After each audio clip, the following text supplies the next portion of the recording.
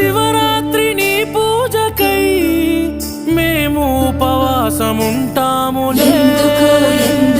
యములాడ రాజన్నకే 10,000 దండాలు పెడతాములే.